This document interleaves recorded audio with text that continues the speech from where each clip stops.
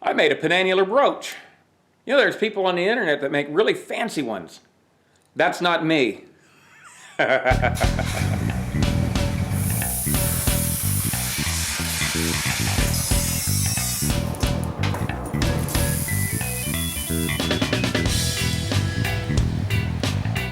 Hey YouTube, this is late Sunday.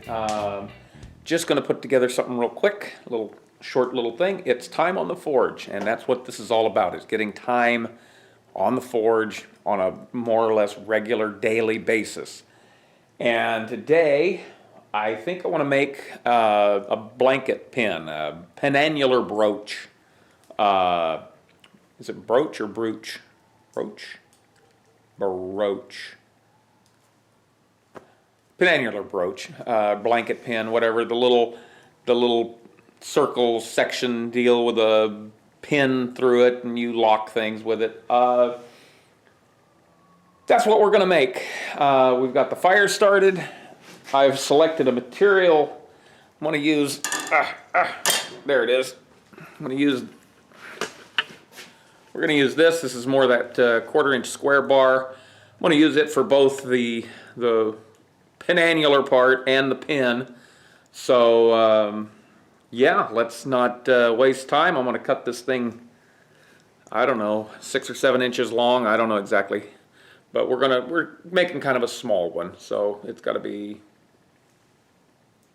I don't know, from the middle finger to the end of my thumb, because we're going to make it about that big.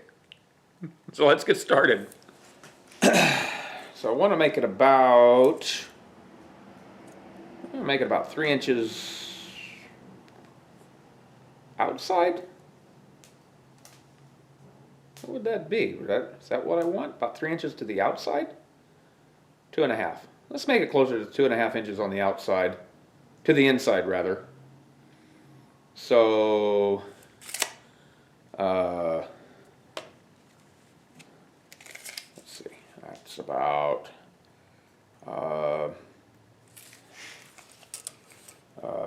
let's make it 9 inches long.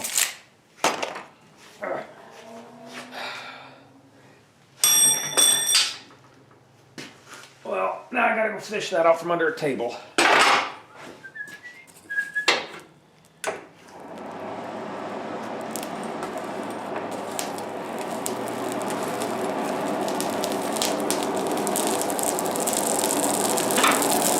So I'm basically going to make the same little scroll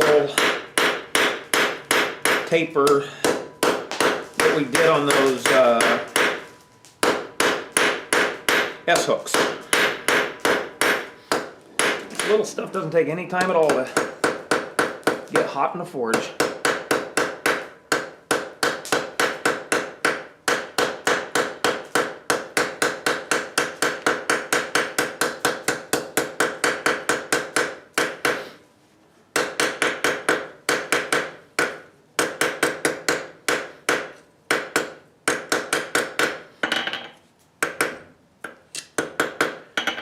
Pretty okie dokie.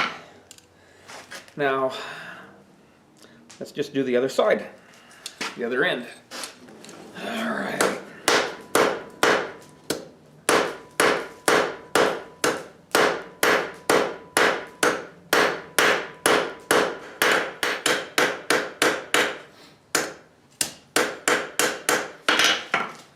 All right, got 2 round tapers. Because this is a kind of a garment piece, this is something that somebody would potentially have on their person or near them. I'm going to clean this up as best I can, because I don't want any burrs or rough spots on it. Clean up that little point.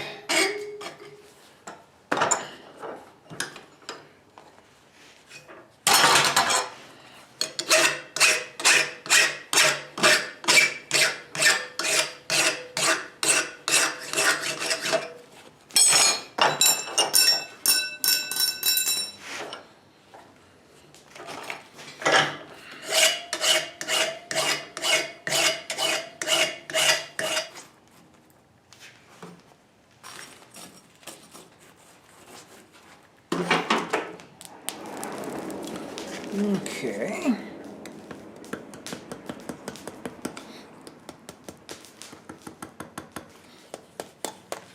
You know, I should be holding this with tongs. Where are my tongs? There they are. Just a quick dip in the fire and it gets it right hot.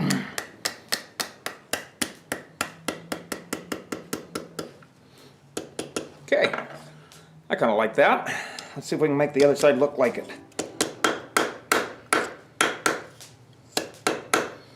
Okay. Okay.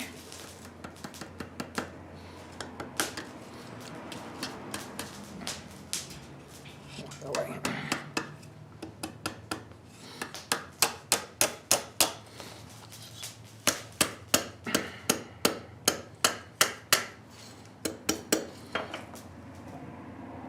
A little bit further. A little more heat.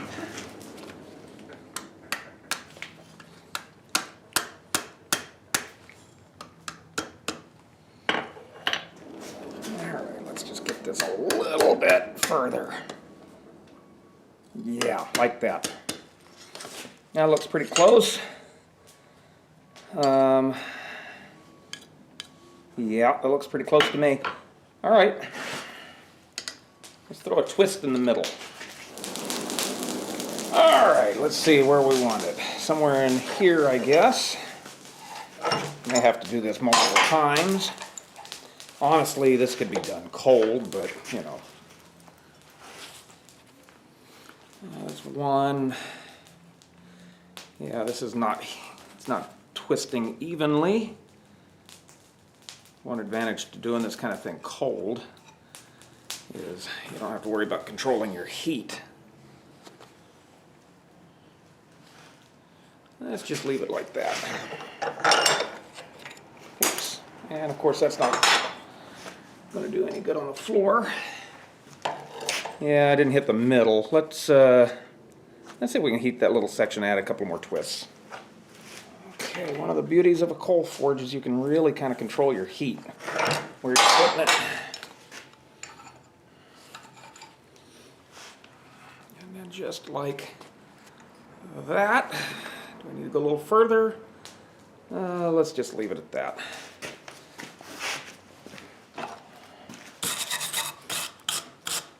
Now let's go a little further. A little further, quarter. There we go. Maybe right there. Of course, now these are pointing the wrong direction. This is going to be our little secret. You don't tell, I won't tell.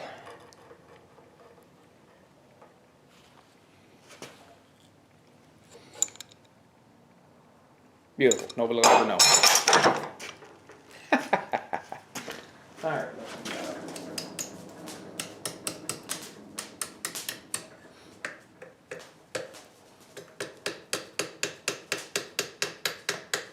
Come on.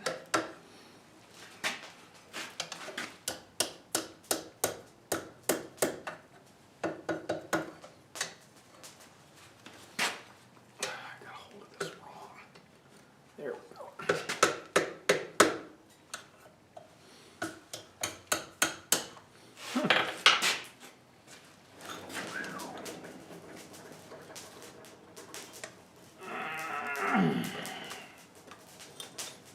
Oh, come on around.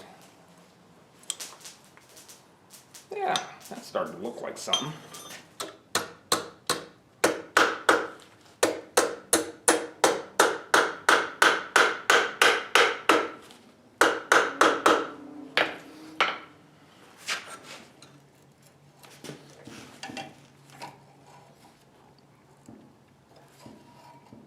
This stuff is so thin, the material is so thin, you can actually kind of straighten and twist and stuff while it's cold. You don't even have to actually heat it up. Alright, that's the basic shape of the penannular part. Let's take the same material, we'll cut off a little bit and, well, actually let's not cut it off first. What we're going to do is we're going to real long taper so that we can make the pin. So, yeah, let's heat that up in the fire and make it. Okay, let's make our taper first. Our little point.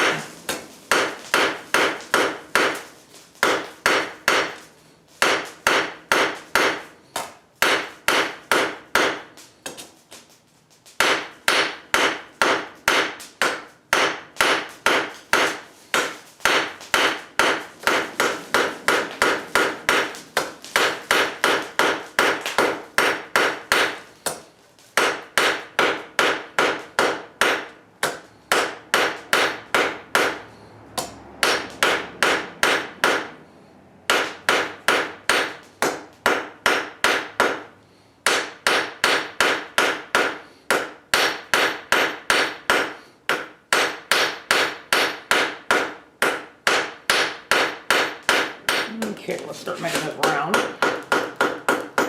And this one we want the entire length of the pin to be round. And honestly, I should have just started with round stock. What's really sad is I actually already have round stock that I could have started with.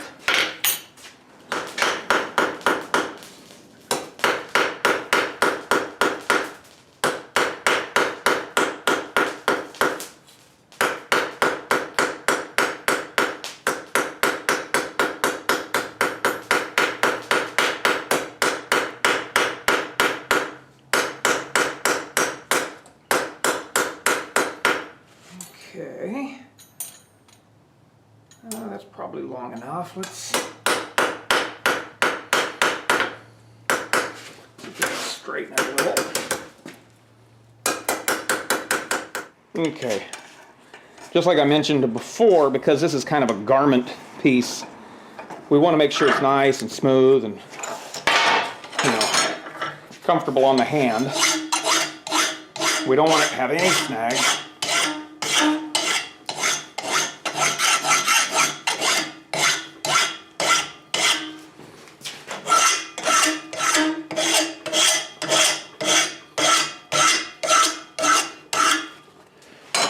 Using kind of a rough file right there to knock off the highest spots.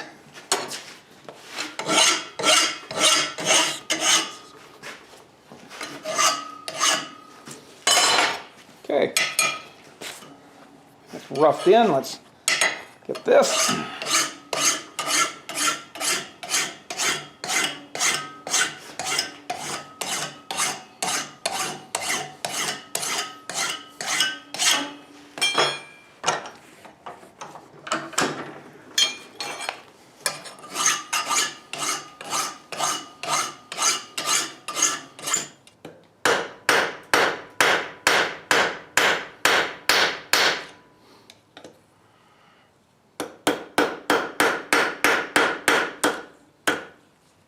Come on, hold tight.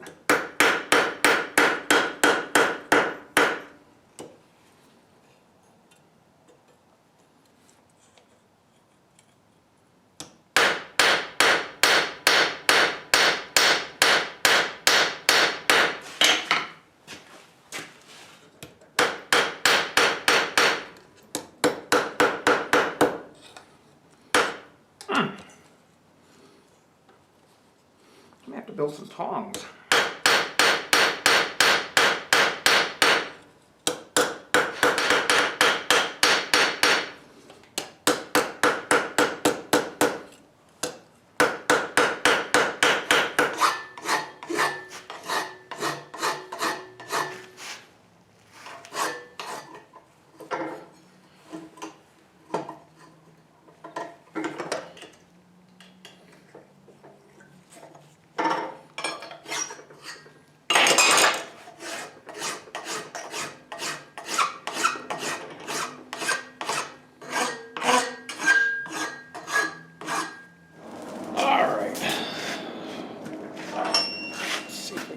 Wrapped on there.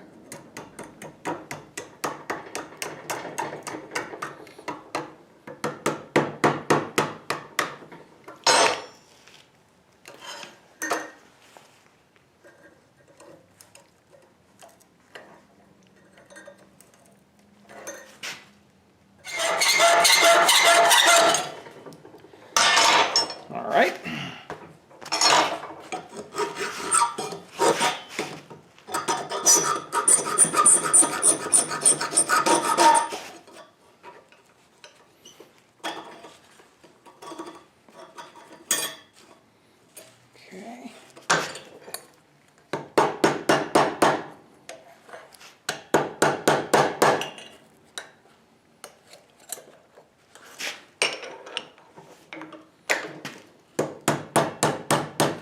All right.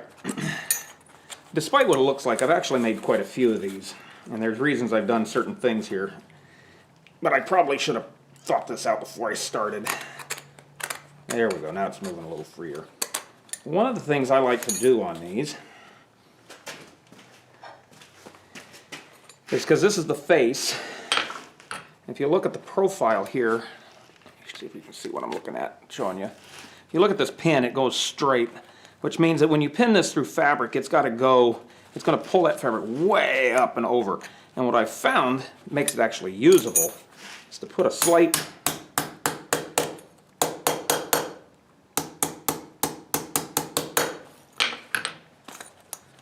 curve in it.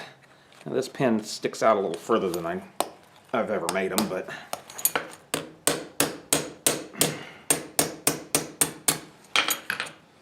there we go. See a nice little elegant curve. And then I'm going to throw the point back down a little. Probably made it a little longer than it needs to be. All right. I'm not hating it.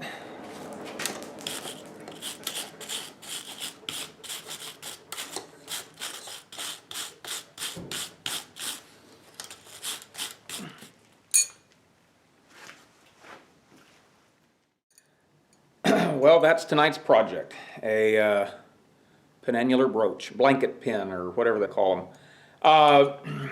This is just tonight's version. I've done these actually several times, and you'd think I'd be better at it than I am, but no. I just wing it. There's problems with them. The couple of things, though, that I have done when I have made them is, and I probably should have done it on this one, but it's kind of nice to have a place where the pin comes in contact back with the ring. It's kind of nice to put a little notch in it to kind of lock the pin in, because I've noticed what'll happen is, like, if you're wearing this or something, like if you've got this pinned, it tends to walk if you don't lock that pin. But the twist helps lock that in. The other issue is, like I mentioned in the video, throw a little curve in that hook. I probably could have bent the point down a little bit more on this one, but what do you want from me? I'm tired tonight. That's it for tonight's video. The routine, the end of the YouTube video routine, the like, subscribe, comment, that kind of stuff. This is not the video I wanted to bring you tonight, but this is what you're getting, and we'll try again tomorrow for something more interesting. So anyway, till next time, bye.